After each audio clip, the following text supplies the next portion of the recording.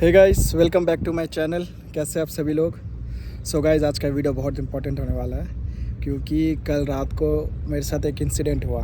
मेरे साथ मतलब स्कैम होते होते कल मैं बचा। तो फ़िलहाल तो पहले आप पीछे का व्यू देखो।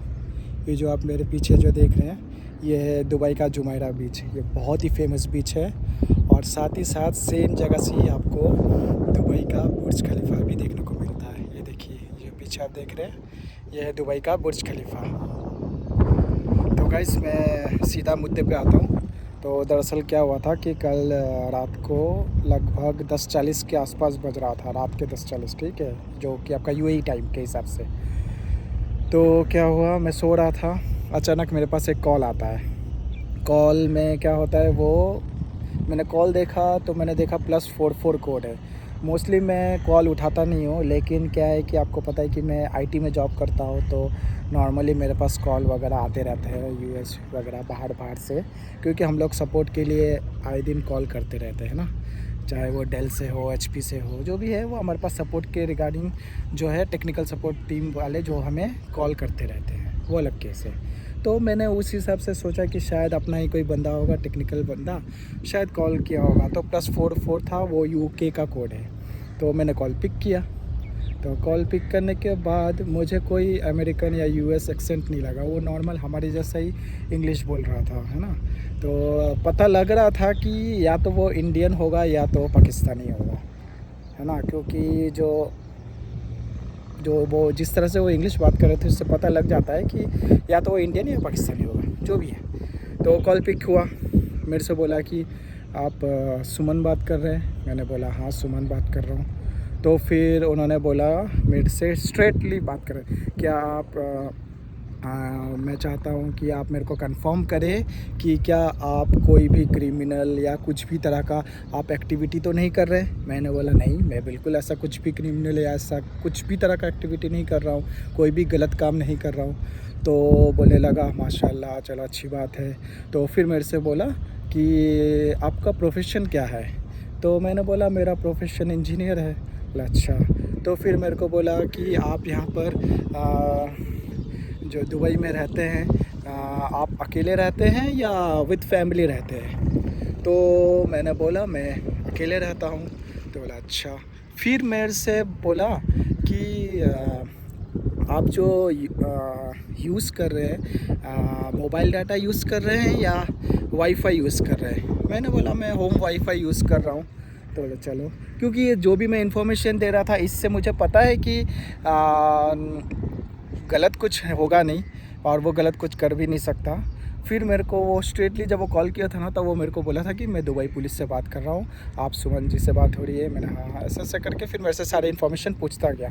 लेकिन वो क्या है कि वो नाम लिया कि दुबई पुलिस से बात कर रहे हैं। फिर जब मेरे से उन्होंने बोला कि आप के मोबाइल में यूएई पास होगा, मैंने हाँ है यूएई पास। यूएई पास क्या है, एक एप्लीकेशन है, ठीक है। यूएई में एक एप्लीकेशन है जो हम जो है फ़ोन में इंस्टॉल करते हैं और उस एप्लीकेशन के थ्रू हमें एमिरेट्स आईडी, आपका एजुकेशनल सर्टिफिकेट, आपका लेबर कॉन्ट्रैक्ट, सारी चीज़ें हैं ना, वो इन्फॉर्मेशन, सारी डॉक्यूमेंट जो है वहाँ रहते हैं। तो कोई भी यूएई पास के थ्रू इन्फॉर्मेशन कलेक्ट कर सकता है।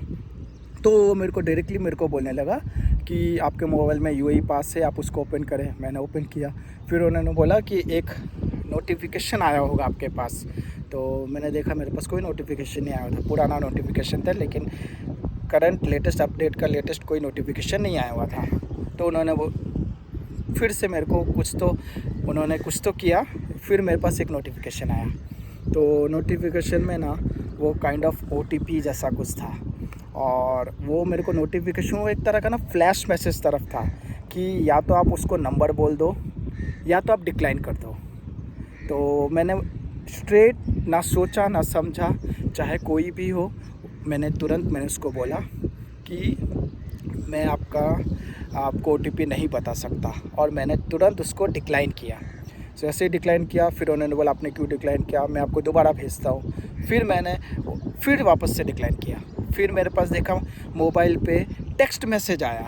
टेक्स्ट मैसेज एक शारजा पुलिस से आया और एक आया है दुबई पुलिस से। और दोनों में ही लिखा हुआ है कि आप ये सर्विस को इस्तेमाल करने के लिए या आगे प्रोसीड करने के लिए ये OTP का इस्तेमाल करें। और ठीक उसी के नीचे ये भी लिखा हुआ है कि शारजाह पुलिस कभी भी कॉल करके या दुबई पुलिस कभी भी कॉल करके आपको OTP फ़ोन पे नहीं पूछता है, नहीं मांगता है, तो कभी भी ये OTP आप शेयर ना करें। इस तरह का मेरे पास टेक्स्ट मैसेज शारजाह पुलिस से आया, दुबई पुलिस से आया।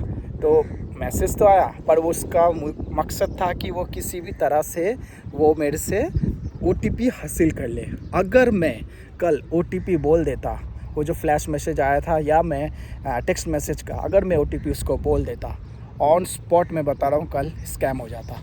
कल मेरा अकाउंट वगैरह पूरा खाली होने का चांस था। अकाउंट तो छोड़ो, मोबाइल शायद एक्सेस कर लेता। वो मोबाइल में जो भी आपका डेटा है, पर्सनल डेटा है, आपका फेसबुक, इंस्टाग्राम, जो भी चीज़ है, वो सब कुछ हैक होने का चांस था।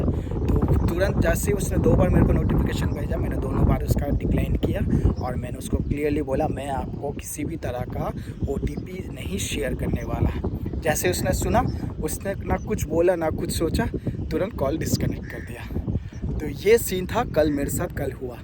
तो मैं भगवान का क्या बोली शुक्रिया अदा करता हूँ कि कल मैं स्कैम होते होते बचा। तो गाइस, इस तरह का फेक कॉल, हाँ एक और चीज़ मैं आपको बोलना चाह रहा हूँ कि वो नंबर तो मुझे +44 दिखा रहा था, लेकिन वो जो कॉल जो मैं चल रहा था उससे बातचीत हो रहा था, लगभग मैं 5-6 मिनट बात किया, वहाँ पर ना लिखा हुआ था शरगुना पाकिस्तान। वो शायद पाकिस्तान का कोई एक शहर होगा, उस शहर से वो बंदा कॉल कर रहा था।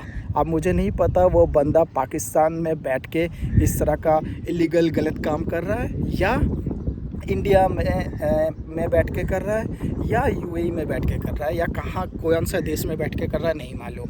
लेकिन गाइस, मैं आपको बोलना चाहता हूँ कि जैसे मैंने ये बहादुरी बोलो या जो भी बोलो, जो मैंने ये स्टेप्स लिया, तो गाइस इस तरह का फेक कॉल आप लोगों के पास भी आ सकते हैं। तो ऐसे मैं बहुत सारे टिकटॉक, फेसबुक, इंस्टाग्राम में वीडियो वगैरह देखते रहता हूँ जो लोगों के साथ स्कैम हो जाता है। तो गाइस ऐसे लोगों से सावधान रहो, क्योंकि ये लोग क्या है कि करना धरना कुछ है नहीं ज़िंदगी में, इनको बस लोगों को चीट करके गलत काम करके लोगों के जो मेहनत से जो लोग पैसे कमाते हैं वो लोग एक चुटकी भर में खाली कर देते हैं उनके बैंक अकाउंट। तो गाइस ऐसे लोगों से सावधान रहें, है ना। तो गाइस वीडियो कैसा लगा आप प्लीज़ कमेंट करके बताइएगा, और किस किस के साथ क्या क्या स्कैम हुआ वो भी आप कमेंट करके बता सकते हैं, है ना। और मेरे वीडियो को ज़्यादा से ज़्यादा लोगों को शेयर कीजिए, और पीछे एक और बार दुबई के बुर्ज खलीफा का व्यू देख लीजिए, और ये है जुमेरा बीच का व्यू। तो guys till then bye bye, take care.